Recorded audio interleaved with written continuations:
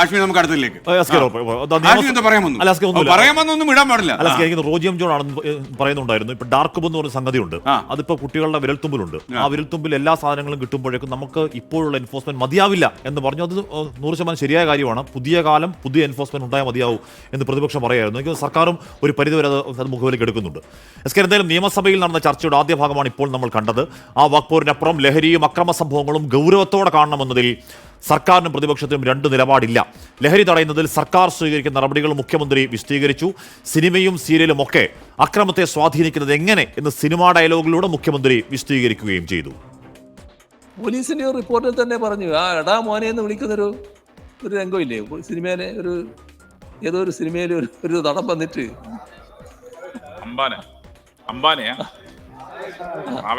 അപ്പൊ എടാ മോനെ എന്നാണ് ഈ കുട്ടികളെ വിളിക്കുന്നത്.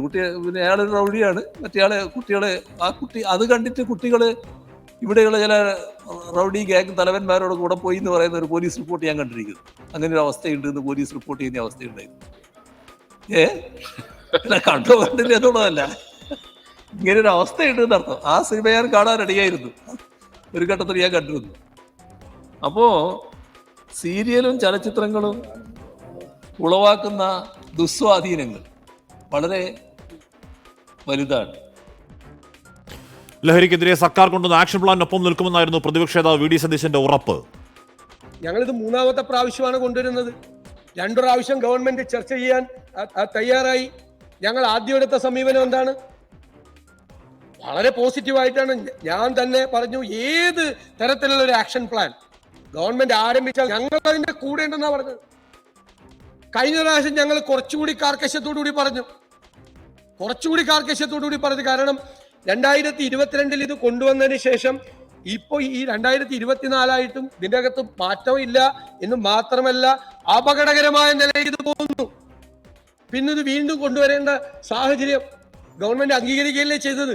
സർക്കാർ അതിശക്തമായ നടപടികൾ സ്വീകരിക്കുന്നില്ല എന്നാണ് ഞങ്ങളുടെ നിലപാട്. സ്വീകരിച്ചാൽ അതിന് ഞങ്ങൾ പൂർണ്ണമായ പിന്തുണ നൽകും. നിയമസഭയിൽ അതിന്റെ ഏറ്റവും പുതിയ വിവരങ്ങളുമായി ഷഫീദ് റാവത്ത് ചേരുന്നു. ഷഫീദ്, ഒരു കാര്യം ഉറപ്പാണ്, നമുക്കിനി ഇങ്ങനെ മുന്നോട്ട് പോകാൻ കഴിയില്ല. നമുക്ക് ഗോവയിലേക്ക് നോക്കി അല്ലെങ്കിൽ പഞ്ചാബിലേക്ക് നോക്കി അവിടെയാണ് ഏറ്റവും കൂടുതൽ എന്ന് പറഞ്ഞിരിക്കാൻ കഴിയില്ല. തടഞ്ഞേ മതിയാവുകയുള്ളൂ. അത് തടയുന്നതിനാവശ്യമായി ഒരു വൻമതിൽ തീർക്കുന്നതിനാവശ്യമായ നിർദ്ദേശങ്ങൾ ഇന്ന് സഭയിൽ ഉണ്ടായോ ഷഫീദ്?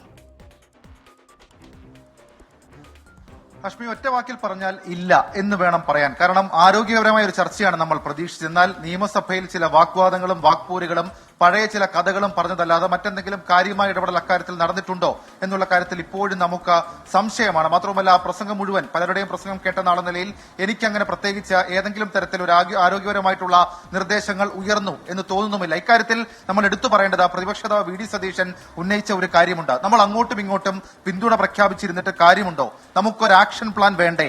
സോഷ്യൽ പ്ലാനോ എൻഫോഴ്സ്മെന്റ് പ്ലാനോ നമ്മുടെ കയ്യിലുണ്ടോ? എൻഫോഴ്സ്മെന്റ് നടത്തേണ്ട ആളുകൾ പാട്ടും പാടി ബോധവൽക്കരണം നടത്തിയിട്ട് കാര്യമുണ്ടോ? ബോധവൽക്കരണം മറ്റേതെങ്കിലും വകുപ്പിന് കൈമാറണം. എൻഫോഴ്സ്മെന്റ് നടത്താൻ മതിയായ സൗകര്യങ്ങൾ കൊടുക്കണം. മാഫിയകളെ നേരിടാൻ സിസ്റ്റം ഇംപ്രൂവ് ചെയ്യണം. പ്രതിപക്ഷ നേതാവ് വി ഡി സതീശൻ ഉന്നയിച്ച ഈ 6ഓളം അതല്ലെങ്കിൽ 7ഓളം കാര്യങ്ങളിൽ മുഖ്യമന്ത്രിയോ അതല്ലെങ്കിൽ ബന്ധപ്പെട്ട മന്ത്രിമാരോ ഏതെങ്കിലും തരത്തിലൊരു പുതിയ നിർദ്ദേശം അക്കാര്യത്തിൽ കൊണ്ടുവരും എന്നുള്ളതാണ് നമ്മൾ പ്രതീക്ഷിച്ചത്. എന്നാൽ അത് ഉണ്ടായിട്ടില്ല. മാത്രമല്ല, ഈ തുടക്കത്തിൽ 2 മണിക്കൂറുള്ള ചർച്ചയുടെ ആദ്യ പകുതിയിൽ മിസ്റ്റർ ചീഫ് മിനിസ്റ്റർ എന്നുള്ള ഒറ്റ വിളിയിൽ കുറേയധികം വാഗ്വാദങ്ങൾക്ക് സമയം പോകുന്നൊരു കാഴ്ച നമ്മൾ കണ്ടു. രാഷ്ട്രീയമായിട്ടുള്ള പലതരത്തിലുള്ള ചർച്ചകൾ ഉയരുന്നത് നമ്മൾ കണ്ടു. പ്രത്യേകിച്ച് രമേശ് ചെന്നിത്തല ആദ്യം ഈ അടിയന്തര പ്രമേയത്തിന് നോട്ടീസ് നൽകിയ ചെന്നിത്തല ആദ്യം സംസാരിച്ചു തുടങ്ങിയത് കറക്റ്റ് ട്രാക്കിലായിരുന്നു. അതായത് അദ്ദേഹം പറഞ്ഞു തുടങ്ങിയത് കേരളം ലഹരിയുടെ നീരാളിപ്പിടുത്തത്തിലാണ്, മാത്രവുമല്ല ലഹരി ഒഴുക്ക് കേരളത്തിൽ ഉണ്ടാകുന്നു, അതുമൂലം വലിയ തരത്തിലുള്ള അക്രമ സംഭവങ്ങൾ റിപ്പോർട്ട് ചെയ്യുന്നുണ്ട്, നമ്മൾ എന്ത് ചെയ്യുന്നു എന്നുള്ള ചോദ്യത്തിൽ തുടങ്ങി അദ്ദേഹം. പിന്നീട് അദ്ദേഹത്തിന്റെ പ്രസംഗത്തിന്റെ അവസാനം രാഷ്ട്രീയമായ ചില കാര്യങ്ങൾ ചോദിച്ചതോടുകൂടിയാണ് സഭയിൽ വലിയ ബഹളമുണ്ടായത്. അതിൽ ഏറ്റവും പ്രധാനം പൂക്കോട് സിദ്ധാർത്ഥിന്റെ മരണത്തിന് പിന്നിൽ SFI ആണ്. TP ചന്ദ്രശേഖരൻ വധക്കേസിലെ പ്രതികൾക്ക് പരോൾ അനുവദിച്ചത് CPM ആണ്. മാത്രമല്ല, അവർക്ക് വേണ്ടി കോടതികൾ കയറിയിറങ്ങുന്ന നിലപാട്. അപ്പോൾ എന്ത് സന്ദേശം സമൂഹത്തിന് ഇത്തരം കാര്യങ്ങൾ നൽകും എന്നുള്ളൊരു ചോദ്യം പ്രതിപക്ഷം ആദ്യം തന്നെ ഉന്നയിച്ചതാണ് ഈ ചർച്ചയുടെ മെറിറ്റിനെ കുറച്ചെങ്കിലും ബാധിച്ച കാര്യം. ഇനി നമുക്ക് മറ്റു കാര്യങ്ങളിലേക്ക് പോയി കഴിഞ്ഞാൽ മുഖ്യമന്ത്രി ഈ വിഷയത്തിൽ പറയുന്നുണ്ട്. അതായത് പല കാര്യങ്ങളും, ലഹരി മാത്രമല്ല സിനിമയിൽ വരുന്ന ചില കാര്യങ്ങളുണ്ട്. അതിനപ്പുറത്തേക്ക് ഗെയിം അഡിക്ഷൻ, ഡിജിറ്റൽ അഡിക്ഷൻ എന്ന് പറയപ്പെടുന്ന സംഭവം പോലും നമ്മുടെ കുട്ടികളെ അക്രമ സ്വഭാവത്തിലേക്ക് തള്ളിവിടുന്നതിന് പ്രധാന കാരണമാകുമെന്ന് പറഞ്ഞ മുഖ്യമന്ത്രി ഈ വിഷയത്തിൽ എൻഫോഴ്സ്മെന്റിന്റെ അടക്കം കണക്കുകൾ പറയുന്നുണ്ട്. പക്ഷേ മുൻവർഷങ്ങളെ അപേക്ഷിച്ച് നോക്കുമ്പോൾ ഈ കണക്കുകൾ ഇങ്ങനെ നമ്മൾ പറയുന്നതല്ലാതെ അതിനപ്പുറത്തേക്ക് ഒരു മതിയായ കാര്യക്ഷമമായ എൻഫോഴ്സ്മെന്റ് ഇക്കാര്യത്തിൽ നടത്തിയിട്ടുണ്ടോ, നടക്കുന്നുണ്ടോ എന്ന് മുഖ്യമന്ത്രി പറഞ്ഞിട്ടില്ല. സംസ്ഥാനത്ത് എക്സൈസിന്റെയും മറ്റ് എൻഫോഴ്സ്മെന്റ് ഡിപ്പാർട്ട്മെന്റുകളുടെയും കാര്യക്ഷമത കൂട്ടാൻ, പ്രത്യേകിച്ച് ഹാഷ്മി, ഈ വിഷയത്തിൽ നമുക്ക് എടുത്തു പറയാനുള്ളത്, ഇത്തരം ചർച്ചകൾ നടക്കുമ്പോൾ എക്സൈസിൽ മതിയായ വാഹനങ്ങളില്ല, മതിയായ ഒഴിവുകൾ നികത്തുന്നില്ല എന്നൊക്കെ പരാതി എക്സൈസിൽ നിന്ന് ഉയരുന്നുണ്ട്. അതടക്കമുള്ള വിഷയങ്ങളിൽ ഏതെങ്കിലും തരത്തിലൊരു ആക്ഷൻ പ്ലാൻ മുന്നോട്ട് വെക്കാൻ ഇന്നത്തെ ചർച്ചയ്ക്ക് കഴിഞ്ഞിട്ടില്ല. അതേസമയം പ്രതിപക്ഷവും ഭരണപക്ഷവും ലഹരി എന്ന ജീവനെടുക്കുന്ന നമ്മുടെ അടുത്ത തലമുറയെ വല്ലാണ്ട് ബാധിച്ചിരിക്കുന്ന ഒരു വിപത്തിനെതിരെ ഒറ്റക്കെട്ടായി നിൽക്കും എന്നുള്ളത് പ്രതീക്ഷയായി എപ്പോഴും മാറുന്നുമുണ്ട്. ഹഷ്മി, അപ്പോൾ എസ് കെ അങ്ങനെയാണ് എന്ന് പറഞ്ഞാൽ ശരിയാണ്, ഒരുപാട് വാക്പോരൊക്കെ ഉണ്ടായതിനപ്പുറം എന്താണ് നമുക്ക് പുതിയ കാലത്തെ എൻഫോഴ്സ്മെന്റിനോട് ചെയ്യാൻ കഴിയുക എന്ന പുതിയ നിർദ്ദേശങ്ങൾ നമ്മൾ അവിടെ കേട്ടില്ല. പക്ഷേ എങ്കിൽ കൂടിയും ഒരു തുടക്കം എന്നുള്ള നിലയിൽ, പക്ഷേ ഇതിനകത്ത് യഥാർത്ഥ ഒരു ആക്ഷൻ പ്ലാൻ ഇല്ലെങ്കിൽ എങ്ങനെ മുന്നോട്ട് പോകും? ഇത് വായി വരുന്ന കോതയ്ക്ക് പാട്ടെന്ന് പറയുന്നത് മെഡായി മാത്രമായി മാറും. പി ചന്ദ്രൻ പറയുന്നത് ഗവൺമെന്റ് മാത്രം വിചാരിച്ചാൽ നിർത്താൻ കഴിയില്ല, മുന്നിൽ മാധ്യമങ്ങളുണ്ട്. മാധ്യമങ്ങളുടെ പവർ ഇല്ലല്ലോ സാറേ. മാധ്യമങ്ങൾക്ക് പ്രശ്നങ്ങളും തെറ്റുകളും ചൂണ്ടിക്കാണിക്കാൻ മാത്രമേ പറയൂ.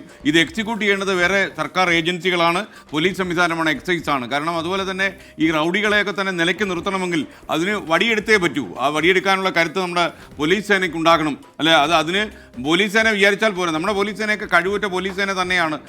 നമ്മളൊരു നേതൃത്വം, ഈ രാഷ്ട്രീയ നേതൃത്വം അല്ലെങ്കിൽ ഭരണതലത്തിലുള്ള നേതൃത്വം തീരുമാനങ്ങൾ പ്രഖ്യാപിച്ചാൽ അത് നടപ്പിലാക്കിയാൽ ഒരു 48 മണിക്കൂർ കൊണ്ട് തീരും കേരളത്തിലെ ഗുണ്ടായിസം. അത്രയ്ക്കൊക്കെ ഉള്ള ഗുണ്ടായിസം കേരളത്തിലുള്ളൂ. അത്രേ ഉള്ളൂ, ഭാഗ്യത്തിന് അത്രേ ഉള്ളൂ. എസ് കെ, അത് മാത്രമല്ല, ഇപ്പൊ ഈ പറഞ്ഞ നാർക്കോട്ടിക് ബിസിനസ് എന്ന് പറഞ്ഞ ലോകം എല്ലായിടത്തും ഇല്ലീഗലാണെന്ന് പറയുമ്പോഴും ലോകത്തെല്ലായിടത്തും ഏറ്റവും വലിയ വ്യവസായം ഒരുപക്ഷെ നാർക്കോട്ടിക് ബിസിനസ് ആയിരിക്കും. അത് കേരളത്തിലേക്ക് വളരെ ആഴത്തിൽ കോൺസെൻട്രേറ്റ് ചെയ്ത് വരുന്നുണ്ട്, കുഞ്ഞുങ്ങളെ ലക്ഷ്യം വെക്കുന്നുണ്ട്. അപ്പോൾ ഈ നമ്മൾ എപ്പോഴും പറയുന്നത് പോയ കാലത്തെ ബോധവൽക്കരണമോ പോയ കാലത്തെ ആക്ഷൻ പ്ലാനോ മതിയാവില്ല, പുതിയ കാലത്തിന് പുതിയ എൻഫോഴ്സ്മെന്റ്. അതെ, മാത്രമല്ല ഈ പുതിയ കാലത്തെ നമുക്ക് ഇങ്ങനെ അഡ്രസ് ചെയ്യാൻ പറ്റത്തില്ല. കാര്യം കുട്ടികളൊന്നാമത് മാതാപിതാക്കളുടെ നിയന്ത്രണത്തിലല്ല, അവർ മാറിക്കഴിഞ്ഞു. അതുപോലെ കുട്ടികൾ തമ്മിലുള്ള ബന്ധങ്ങളൊക്കെ നിൽക്കുന്നത് വേറെ വഴിയിലാണ്. അതെ, അപ്പോൾ അങ്ങനെയുള്ള ഒരു കാലത്ത് നമ്മൾ അഡ്രസ്സ് ചെയ്യേണ്ടത് എങ്ങനെ? ഇതൊക്കെ ശരിക്കും പറഞ്ഞാൽ ഒരുപാട് വൈദഗ്ധ്യമുള്ള ആളുകളെ കൂടി ഇൻവോൾവ് ചെയ്യിച്ചുകൊണ്ട് യഥാർത്ഥത്തിൽ നമ്മുടെ പോലീസിംഗ് ഒക്കെ നല്ല പ്രോപ്പറായിട്ട് നടത്തി പരിഹരിക്കേണ്ട കാര്യമാണ്.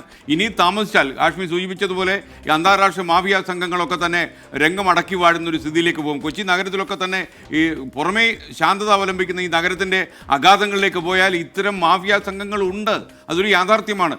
അത് ഭരണ രീതി അല്ലെങ്കിൽ ഭരണ കാര്യക്ഷമതയെ പ്രതിഫലിക്കുമെന്ന് കരുതി നമ്മൾ അടങ്ങിയിരുന്നാൽ നമ്മുടെ നാട് ഈ തലമുറയോട് മറുപടി പറയേണ്ടി വരും എന്ന കാര്യത്തിൽ സംശയമില്ല. കാര്യം ബെഡായികളല്ല നമുക്ക് ആവശ്യം, പ്രവൃത്തിയാണ്. നമുക്ക് വാക്കുകളല്ല വേണ്ടത്, ആക്ഷനാണ് വേണ്ടത്. നമ്മൾ ഇത്രയും കാലം നമ്മുടെ മുന്നിൽ ഒരുപാട് തെളിവുകളുണ്ട്. പോലീസ് സേന കൃത്യമായി പ്രവർത്തിച്ചപ്പോഴൊക്കെ തന്നെ മാറിയിട്ടുണ്ട്.